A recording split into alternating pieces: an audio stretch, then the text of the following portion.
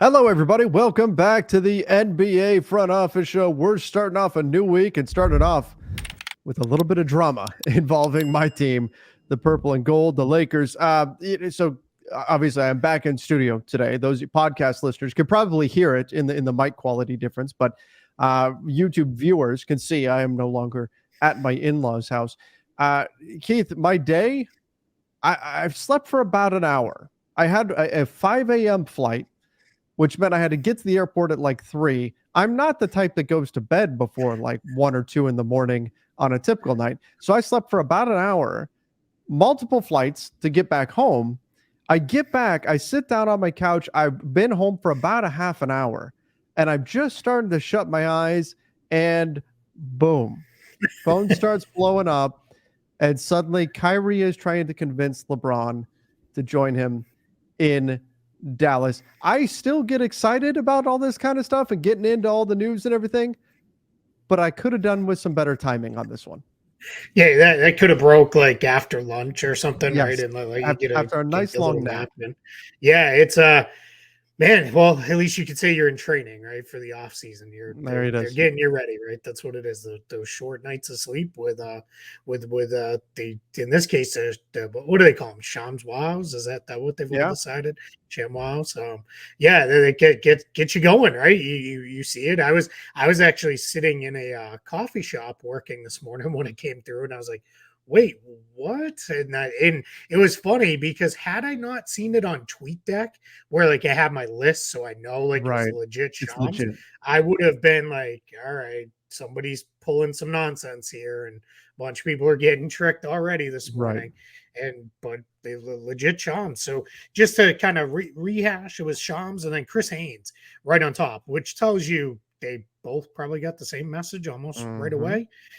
But Shams' report was Kyrie Irving has reached out to Lakers star LeBron James in attempts to see if James would come to Dallas. Irving is a free agent this offseason. When I first read it, I was like, okay, about go back to Lakers. And I was like, whoa, wait, LeBron, someone would be moving here. And then Chris Haynes on top of that was he had a whole article about it. And there's some stuff that's a little weird in there that I'm sure we'll get into Mm-hmm. as we go. But there's just a lot of interesting stuff kind of going on with this one, which is obviously anytime it's this team, these players, where we're going to lead the show with it. So there's obviously a lot to consider here. Lakers fans, the immediate reaction was, oh, cool, then Luka for LeBron, right? And that's obviously the Mavs aren't going to do that. They'd be crazy to do something like trade a 24-year-old for a 38-year-old. But it does kind of underscore the point of they don't have anything else to trade, right? It's at least nothing else that's LeBron caliber. I do think they're going to make a trade. They're going to trade the 10th pick and they're going to trade something and they're going to make a move, but that's not a LeBron move, right? That's a hey, we're going to go get a rotation player type move. So I do think the Mavs are going to make some kind of a move, and we know that Kyrie wants them to make a move, wants them to do something to improve this roster, to make them better, to no longer be a lottery team, which is what they were this past year. Part of that, though, was due to their own decision making, right? They chose to made sure that they were in the lottery, and then they got the good fortune of not losing their draft pick. But there was, like you said, there were some weird things in there, some things that were not typical of Chris Haynes, like the bit about the Mavs were preparing an offer to the Lakers for LeBron James while things were going poorly for LA. And then once they made those moves at the trade deadline and things started to turn around, that they didn't follow through with it or something, which we've talked about a bunch on this show. LeBron was not trade eligible. Even if LeBron went to the Lakers and he kicked in Jeannie Buss's door and he said, trade me now, the Lakers, there's nothing they could do. So the Mavs certainly know that. The Mavs are an intelligent front office. They're aware of this. So there must be another purpose behind putting out this sort of message. And this is something that you and I talk about all the time, Keith, that when you get this kind of news, you have to kind of read between the lines and really think about who benefits in this situation. I think that's where a lot of people are right now, though, trying to figure out where's this coming from and why would anyone put this out there?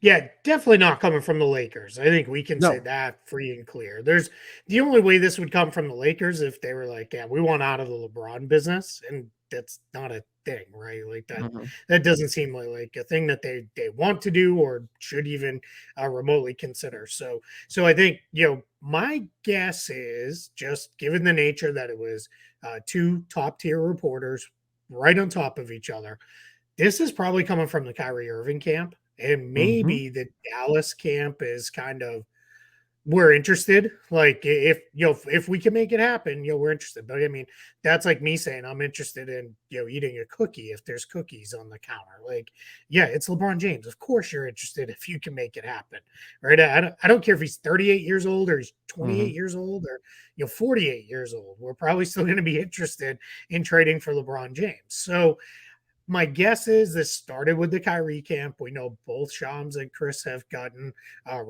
stuff from Kyrie's group in the past, direct. And when you say Kyrie's group, it's generally him, and I have no problem saying him because he said it himself, right? We I Mhm. think talked that only a couple weeks ago when he said, "Look, if you hear anything, it's going to be from me directly." So I'm going to assume this came from him directly.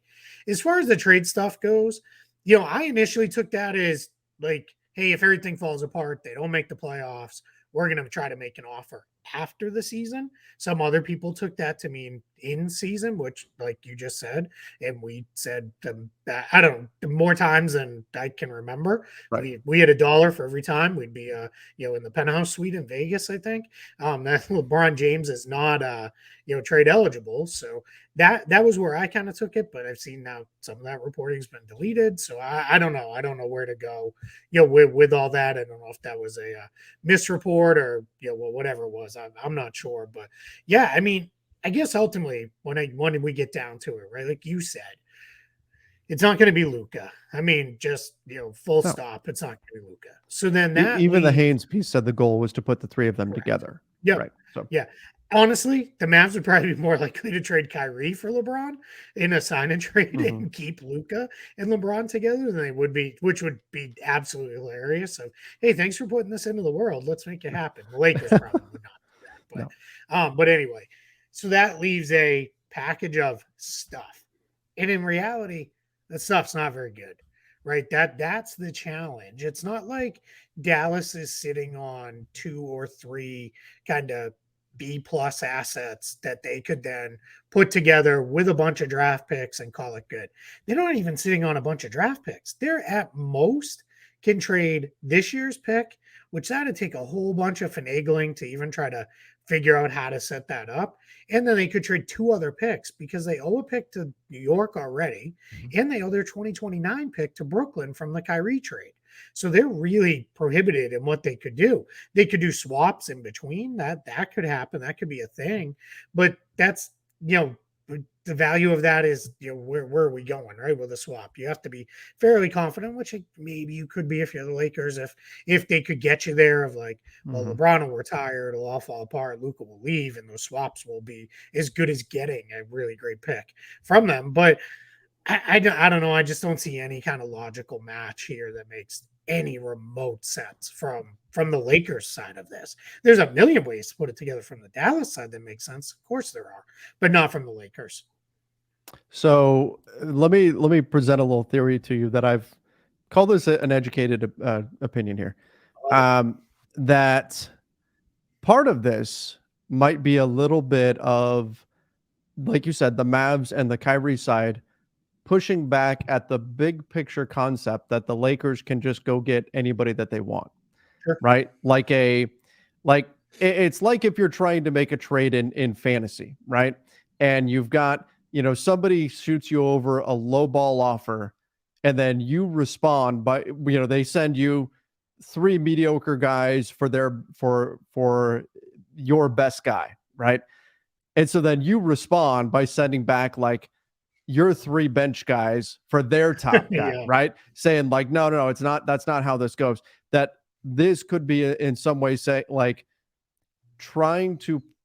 I don't want to say the word embarrass the Lakers, but try to put out there well, why do we just assume that Kyrie is going to want to go to the Lakers? Why wouldn't LeBron just want to go to Dallas, and just Sure. trying to kind of stir the pot by Yeah. putting that sort of thing out there? Absolutely. I mean, you could have a component of that for sure, where it is like, hey, we're not taking back your I don't want to call it this because it's not that, but we're not taking back your junk for Kyrie, Yeah, right? Like we're not doing that, and obviously it's not junk, and there's good players that would have to correct. go I in was that, giving the extreme example, not yes, not saying like D'Lo, not saying D'Angelo Russell is like an end of sure, the bench guy, and but yeah, that but wasn't my intention there. it'd be you're giving me a whole bunch of I don't even know if they're quarters, but Sure. quarters and dimes for a dollar or $2 piece here, right? Like I'm not interested in doing that if I'm Dallas.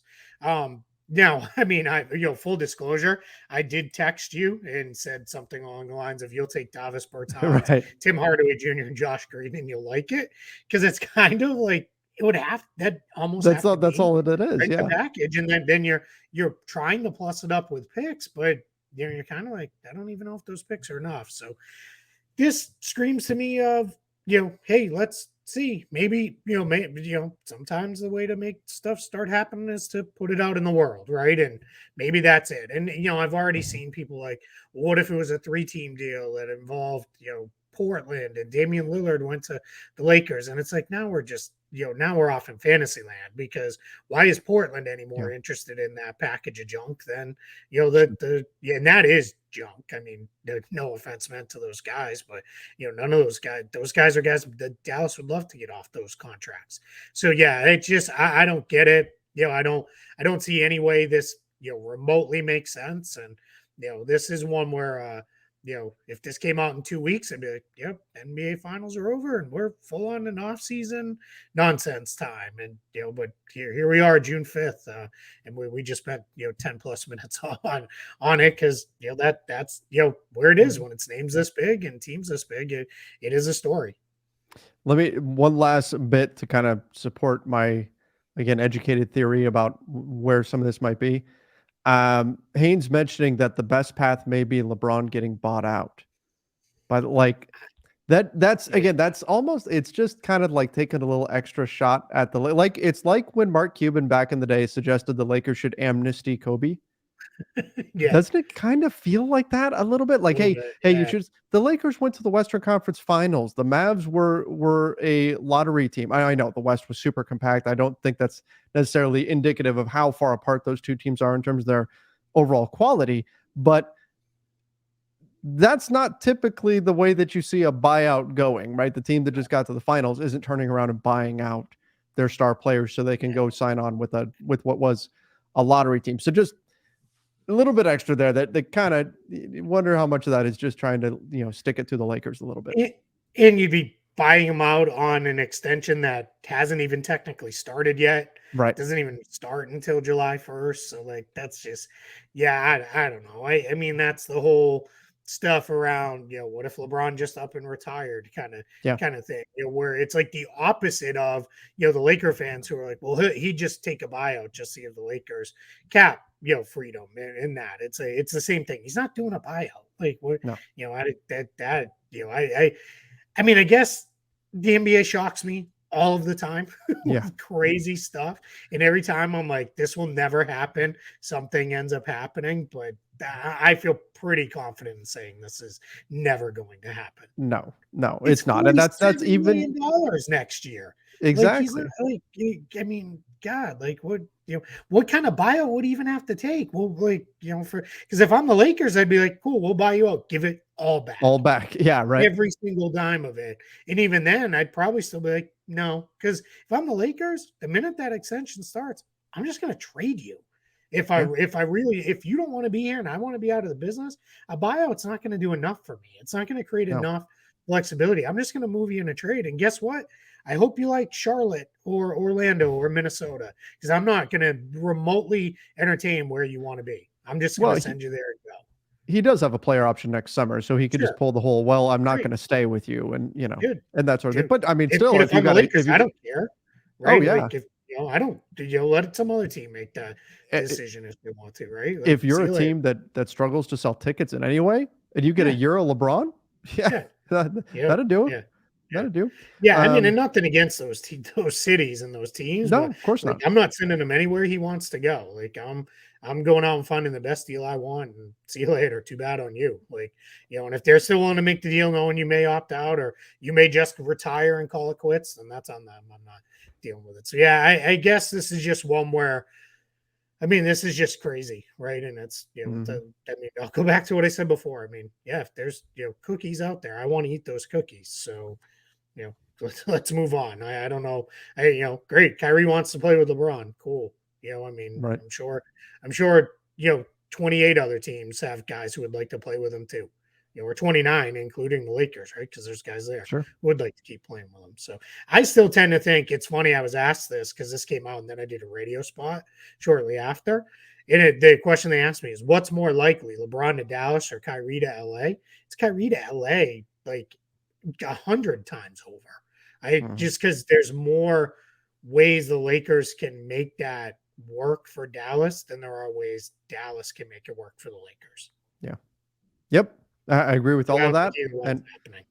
No, I agree. I don't think either one's happening. I've talked all about why Kyrie to LA is extremely unlikely to happen, and this is even less likely to happen than LeBron goes to Dallas. Now, if he really does want to go there, 2024 player option, he could sign with Dallas, take whatever contract they can offer him, and go that route. I don't see a way that's happening before then. Yeah. Okay. And I don't even think that's going to be a thing either, right? No. I think. I don't know. I just think he finishes his career with the Lakers or wherever Bronny gets drafted. Like that's agreed. Those would be like co-favorites on the board for me. Is wherever it is, including I think he'll put pressure on the Lakers to go get draft Bronny. Yeah, can, right? Like that'll be the push, and if he keeps getting better, it's not like it's going to be an absolutely horrible. I mean, it's all dependent, right? Like, and we're getting a little far afield there, but yeah, I think Lakers are Bronny's team, or maybe it's the same team, and off we go. But. Keith, this is something that, and it would depend on what Bronny's draft stock ultimately is, and again, this isn't a conversation we have to or even have time to get into right now, but I've often posed the question, how high does Bronny get drafted if the team drafting him knows you get LeBron for one season? If it's LeBron says, I'm going to play one more season and it's going to be wherever Bronny plays, how high up does that push Bronny's draft stock? I think that would be fascinating. Yeah. And that, what, that's a conversation we'll obviously definitely have like a year from now. Right, when it looks like he could be coming out of school and entering the league. But yeah, to that point, I still have, I think I'm at 28 more players that I really want to do in-depth film watches on for this year's draft class. So we'll worry about 2024. Yeah, the clock is ticking for us to get through those. I've started my I know I'm not going to get through nearly as many as you do, but I'm getting fairly familiar with this draft class. I was working on it on the plane. All right.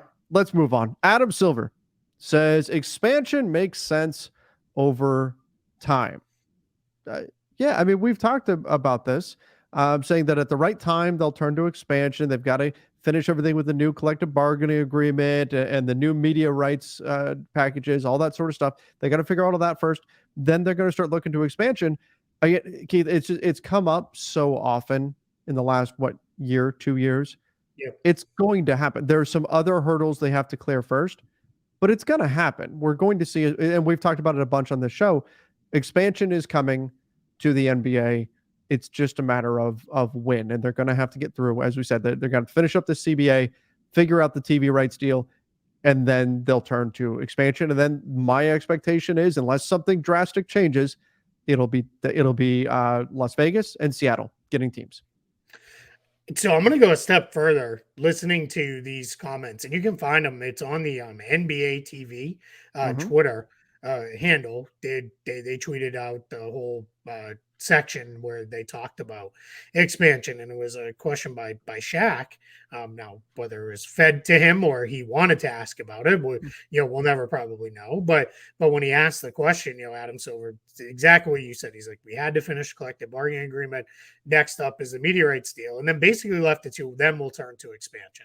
And this is without him directly coming out and saying we are expanding. Like he's basically said it. We're expanding. I'm with you. Yeah. Seattle and Las Vegas are getting teams. I'm going to go a step further. I think we might see 4 teams come in. Maybe not all at once. now this is going to show how very old I am, but when the Magic, Timberwolves, Heat, and original Hornets came in the league, they came in 2 one year and then 2 the Mhm. next year. That could be the way they do it, just to avoid 4 new teams all at once is a lot. That'd be a lot for teams to kind of have to handle through an expansion draft. Those teams are very likely to be bad. So that's just, but I think what the NBA is going to do, I think they are going to look at it and say, all right, we got to get in the Seattle and Vegas markets. We're now fourth teams in Mhm. both of those markets by the time these teams, because I believe we're probably sometime in the next 3 years out from hearing that word expansion is happening. And then it's probably 2 full seasons after that that we'd actually see teams come in place. And by then, the A's will have moved to Las Vegas, and Seattle already has their other 3 teams. So they're going to be fourth, but those are the 2 markets that makes the most sense.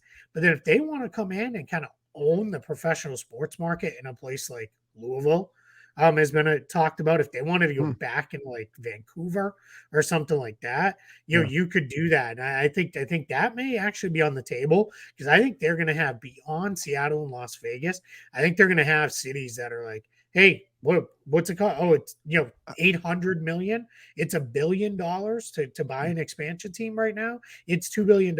Okay, let's go. Like, we're in, and that's just, at that point it starts to become hard to say, all right, let's hold on. Let's wait. So I think we're going to get, I think they may be the first teams to go, because baseball and NHL have both already said they're probably going to expand again Yeah. here in the coming years. And that would take the NHL into, more teams. Now, they've got a little bit of a different foothold because they can go to a couple other places in Canada that they've talked about going to. But, in general, I think, try to own some cities if you're the NBA, because they do very, very well in places like Portland, San Antonio, Orlando, where they're Yeah. kind of the only game in town Right. for the big four professional sports. Like that is pretty huge.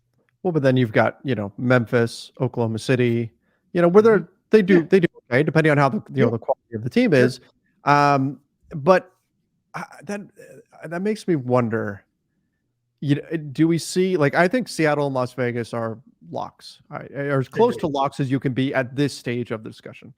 Um, do you get one, if there's four, do you get one international team to dip your toe in the water? Yeah. I mean, And and it's, non-Canada international. I Let was me going to say that. say, Let me say, because we yeah, already have Toronto, like, yeah, I wouldn't count if they went to Vancouver, I wouldn't consider. I'm talking about go to to Mexico City recycle a, or something like that. to recycle a very cheap Simpsons joke. That's just America Junior. America's Like that's, that's America Junior. So yeah, we can go. But yeah, I mean, I'm with you on that one. Mexico City, maybe, right? Because it's at least in the same hemisphere. It's right there. I I think, I think they would love to do something in Europe. Travel to Europe is getting better.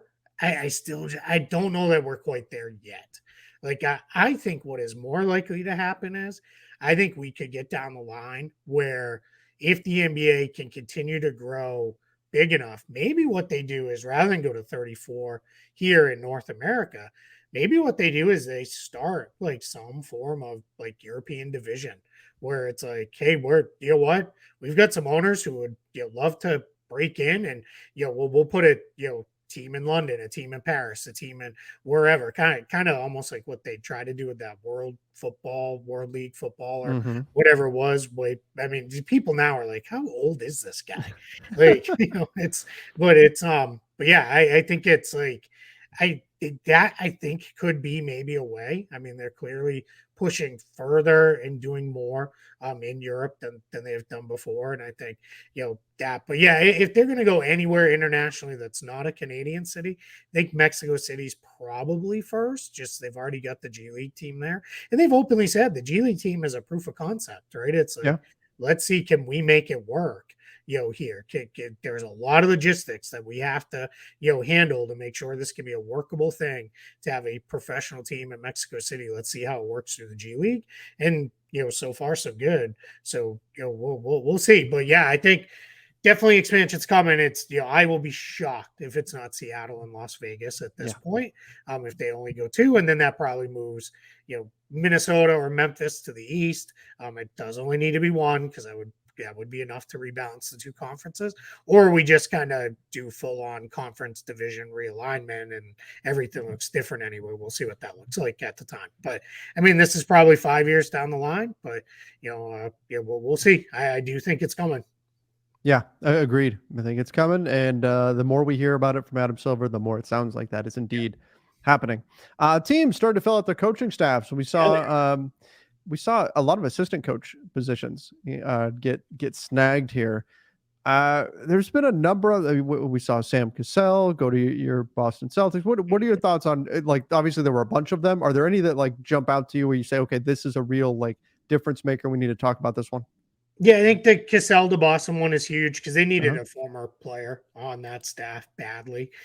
Just to be kind of that link to the guys. He's somebody who's very highly regarded from his experience as a player. It sounds like he's done well as an assistant and in those interviews where he's gotten a shot at top jobs before. So I think people are very excited. There's also a lot of fond memories of Sam Cassell because he was part of the 2008 title team, and he was one of the guys that a lot of people felt like came in and kind of gave that team that jolt that they needed at Sure. the end of the season, and had a couple big games in that playoff run. So that's a big part of it too. So I think that's huge. I think Steven Silas to Detroit, Yeah. to work with Monty Williams, and that's not one where it's if you're Steven Silas, you're not popping in there with the hopes of, oh, maybe he gets fired and I'll be the top guy to move overseas, because Monty just got that 6 to maybe 8 years in length long contract that every time a new number comes out, it's like pretty soon it'll be Monty Williams is getting paid $100 million a year is what it starting to feel like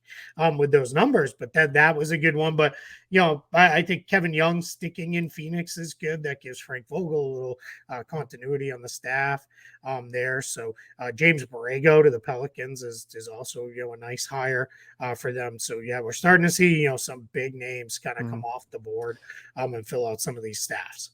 I think we're starting to see some guys who probably had hopes of getting another head coach job Yes. hit the point where they're saying, okay, I can't be out of the league another year. Let me get back in somewhere, and then I'll kind of see if I can rebuild my stock, like Terry Stotts to Milwaukee. Yep. That's another example, one where he's got an opportunity now to get back in with Milwaukee. If they have a resurgence, if he's doing well there, he probably gets brought up next summer in head coaching positions. Maybe it takes 2 years, something like that. But that's sometimes what needs to happen. Look at Jason Kidd was an example, right? Where he goes to the Lakers for a little bit. They do well. He gets a head coaching opportunity with the Dallas Mavericks. Mm-hmm. This is just kind of the way of the world in the NBA coaching circle. Like at some point you're waiting, you're holding out for that head coaching job. And then at some point you don't want to be forgotten about, right? And so you got to get back into the mix, even if it means taking an assistant job somewhere. Yeah, it's either you take an assistant job, a front office job, or you do TV where you're there, Yeah, kind of front of mind all the time with that. So yeah, you could anybody can take a year off. It's after that 1 year off is where it starts to go a little sideways. Just one other thing on coaching stuff, since we're kind of on the topic. Woj reported Monty Williams' contract. Shocking, right? And we said there's probably a whole bunch of coaches who are very happy to see that deal, but going to significantly impact Steve Kerr, Eric Spoelstra, Ty Lue, who are all reportedly up for new deals soon-ish. So those guys are probably all going to make a lot of money. I imagine that's a little bit of a different one, because Pop could just be like, yeah, just give me whatever and we're good, right? Like he's been there so long, that's a different story. But just interesting. And I will note he didn't say he expects any of them to leave where they're at out of Kerr, Spoelstra, and Lou, but just they're probably all going to get paid significant. Not a coach thing, but on the front office side, I don't think we had this on there. But the Clippers promoted Trent Redden and Mark Hughes, two guys there. Michael Winger took over the Wizards top front office job, hired Travis Schlenk, but now the Clippers are they're promoting two of their guys, bumping them up basically a chair each into the GM and assistant GM role for those two guys. So well earned for them. Yeah, absolutely. So a lot of this stuff, it's behind the scenes type stuff, but these things matter. These things matter around the NBA as we see guys get different roles and things like that. And they can make a big difference particularly when we look at coaching staffs, when we look at front office decisions and all of that. So always interesting to keep tabs on kind of where everybody's going and all of that. Look, can I do a quick aside on this? Because someone asked absolutely. this. It was either in one of our front office Friday shows, and we didn't get to it, or they asked it in the comments on a thing, and I don't remember. But they're asking like, what is terms like associate head coach, Oh assistant yeah. head coach? So what's happened in the NBA is no different than a lot of other businesses. There's title inflation. And part of what happens, part of the reason some of these jobs started coming to be was it would be, all right, I want to hire Trevor, who's the assistant coach for the Lakers, and I want to bring him over here. But the Lakers aren't going to let him go. His contract says he can't just leave for another assistant coach job. Yeah, So they have to I'm going move to up. call him the associate head coach, which is a whole bump in title and pay and responsibilities, and that's how you get him. Even though in Still an reality you're an assistant. assistant coach, right? Yeah. So that's kind of what's happened there. It's happened in the front office too, right? The NBA you and I grew up on, everybody was a GM, right? And now it's the GM might be the third in charge guy in a front office. You might have a president of basketball operations, Right. a VP, and now then the general manager. So this is it's just been title inflation kind of all over the place in the league. It's all, that's why I tend to kind of be like, I still call him head coach and assistant coach. And in the front office, like I'll just, I still call everybody a GM for Right. easy shorthand, but it really amounts to who's the chief decision maker, right? In each front office. That's really, what you're trying to boil it down to. It would be nice if that was all standardized, because what you get is you get like the guys who covered that team specifically. If you say, "Oh, he's the GM," well, no, not really. He's the Yeah. the Oh, that's just, executive vice president of basketball dribbling or something. I mean, come on, like we know what we all mean. We mean this is the person who ultimately makes the decision and then takes it to ownership and says, "Will you spend this money for me?" that's it. And that's the way it works. It would be nice if all of that was standardized, but it's a minor complaint. But It's hey, a if it minor gets everybody complaint. paid a little bit more, then good for all of them, I guess. Yeah. I'm happy for everybody. Absolutely. All right. Team USA to compete at the FIBA World Cup. We have a number of players who are going to be joining. This is taking place at the end of August, and we're going to see Anthony Edwards, Austin Reaves, Bobby Portis, Tyrese Haliburton, Mikal Bridges, and Jalen Brunson, all in the squad. Obviously, there's going to be more players joining in, but this is a pretty promising group of mostly young players here. That are going to get out there and compete and wear Team USA colors and all of that. I think this is a phenomenal opportunity to develop. This is some fans don't think of this very fondly or very well, because this is also a phenomenal opportunity to form the next super team of the future, because we know that's happened in these situations before. I also get a lot of fans who get nervous because of the Paul George situation as far as injury goes. But to those fans, I would just say, these guys are playing basketball. They're playing basketball somewhere, no matter what. Like they're going to be playing in pickup games if they're not playing here. So it's not like depriving them of the opportunity to represent their country would somehow make them safer than playing in these games. No, they're going to be playing basketball because that's what they do. They're basketball players. But I mean, Alexei Pokusevsky just broke his arm in an off-season workout. We talked about it last week. Like, stuff happens. These are at least, kind of sanctioned, and not kind of, they're sanctioned and supervised. It makes it sound like it's this this underground tournament. It's kind of awesome sanctioned. if there was, right? Like, that'd be great if that's how it was. It like Pitch Perfect, where they have like the pre-battle thing where they're all like at the guy from Arrested Development's house, and they're doing the sing-off thing there. I decided to show my age, and I initially thought of the Kumite. I thought of Bloodsport. Bloodsport, like an underground basketball tournament, and Jean-Claude Van Damme's going to beat a guy even though he's blinded and stuff like that. I love it. That's perfect. Of this, here's my immediate takeaways for Team USA itself. Pretty guard heavy, right? With this initial group of players, Bobby Portis is the only one with any real size here, so you're definitely going to probably see. This is half, right? This is half the roster if all these guys are there, because it's only a 12-man roster in the international comps. So, probably at least 3 more bigs coming into the mix here. So we'll see. I know a lot of people went crazy saying, put Walker Kessler on there. He's the best American-born center, which may be true. I have not.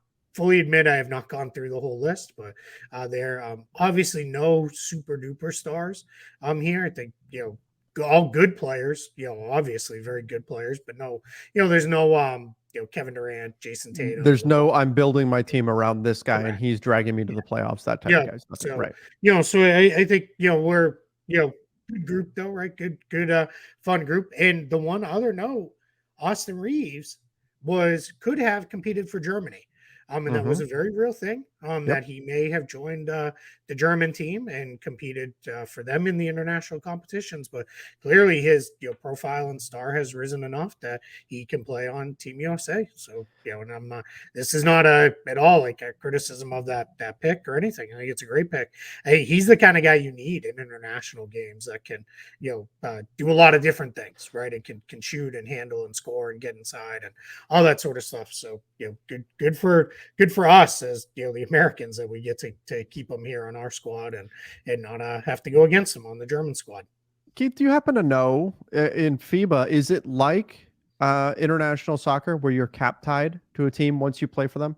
Yeah. So there's some slightly different rules that go on a little bit with naturalized players and the like, where some competitions you can only have one naturalized player, which is they're not really from there, but they've played there professionally or something like that. That was a big thing. Gosh, I can't think of his name now, but he played for Russia for a number of years. He was a guard. And it was like, oh, okay, he went to school at USC. Somebody will put it in the comments and I'll remember it then. But he went to USC, but then played professionally in Russia. They naturalized him and they were allowed to put him in their World Cup squads. But yeah, once you compete generally, once you've competed at the senior level, for the national team, you're now tied, and that's going to be your team moving forward. It was a big deal. God, this is like the title of the show. Keith sounds old, but this was a big deal with Hakeem Olajuwon back in the day because he had appeared in some stuff with I maybe have this wrong, but I think it was the Nigerian national team, and there was some stuff about like would Team USA be able to get him, and then they were able to get him because it was determined those weren't on the senior level with that. So just something to keep in mind. But yeah, that's just a little interesting tidbit there with Austin Reaves. With this. So it's funny too because you see this, and I always see like people start throwing out name. Why not this guy? And it's like, yeah, he's Canadian. He's right. He's from the Baltic region. Like I just kind of laugh when I see that stuff. And there's some guys where I mean, like Tim Duncan, right? Sure. I mean, there's guys where you're like, okay, well, he could or he could, and that's kind of what I'm getting at too with it being cap tied. Like, there's plenty of instances in soccer where they take a younger player that has dual nationality, and the player says, okay, I'm going to play for this team, I'm going to pick this country, and they'll throw him in like at the end of a game, right? Like 4 minutes left or something. Toss him in. Okay, there it is. Now he's definitely on our team. Yep, Julian Green, great example. U.S. men's team. Yep. Yeah. So this now locks Reaves in. He'll be he'll be part of Team USA going forward. August 25th, I think this starts up. So yes, the fun thing is, right, we'll have really something else to watch. We'll finish up the off season, and then we'll take go into summer league, take a little break, and then come back with Team USA and the World Cup games all the way through it. So and it's time's going to be weird because it's hosted by Japan, Indonesia, and the Philippines. So it's going to be kind of almost on the other side of the world from us. So we'll see what time those games are on. But that's almost better than when it's halfway or like 3/4 of the way around the world. Because then like if it's the other side, it's like, oh cool, basketball with breakfast. Like this is great. Sign me up. Like I'll be all about it. Thank goodness, because all we've got going on then is the boring NFL. So actually, it's only NFL preseason at that point. But still, if you're looking for basketball, which I'm fired up about, the NFL season starting up, get here as quickly as possible, please. But as far as basketball goes, to me, like it gives you a little bit of a boost, right? Because it's like we get summer league, like it flies by. Before you know it, like it's over, and then you go, "Oh no!" Yep. Oh no! We've got like over 2 months of no basketball now. So this gives you that kind of little bit. It's a little bit to help sustain you, right? Yep, absolutely. Yeah. Yeah. I mean, Eurobasket has become huge too, just to watch, even though Mhm. it's like it's not even our guys. Like then you're really watching for like, oh, my team owns this guy's draft rights. So I'm gonna throw all in and root for that team or whatever. Like I really like Luca, so I'm gonna root for Slovenia or whoever it is. So yeah, it'll be fun. But yeah, it's I mean, anytime you can root for your country, I'm all about it. I get For sure. especially with basketball, man. I get super irrationally like upset if they don't do well, and then, Dominate. Yeah, so yeah, yeah, absolutely. All right. Last thing, Michael Malone, we did it just for you. Put this at the very end of our show. So we talked about the other stuff first. I'm sorry that Brutal. that your Nuggets are not getting enough press here. Actually, I would think they probably wouldn't want that much coverage right now because Yeah, they probably not lost. today. Sure. We've got a series. That alone makes me excited. I've been saying I don't care who wins. I don't care if it's the Nuggets. I would Yep. prefer the Heat just because they're the underdog. That's it. They're the underdog story. Okay, I'll go with them. An 8 seed winning a championship. That'd be a great story to tell.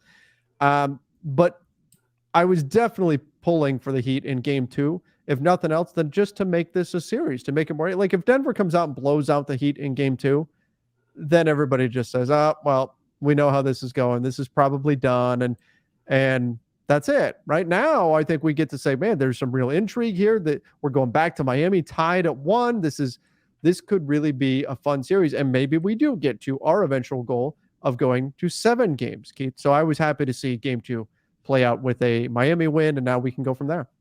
Yeah, I agree. I think we're in a spot where give me all the games we can get. I thought Miami played a really good, solid game. They made some really good calls with the way they played defense. They mixed it up. They kind of let Jokic get what he wanted scoring Mm-hmm. wise while making him work for it, but stayed attached to guys, on the perimeter, didn't get back cut as much for layups and dunks, stayed attached to shooters, and really made it tough on the Nuggets. So I expect we're gonna now see what Denver's got up their sleeve to adjust to. So I think we're gonna have a good fun series the rest of the way. This is why I picked Nuggets in 7, partially selfishly because I wanted as many games as we could get out of it, but I also I didn't think Miami was gonna go down easy. Nothing I saw in game 1 really made me feel like, all right, Miami's finished. They've got nothing left for these guys. I felt like they were still going to be in it.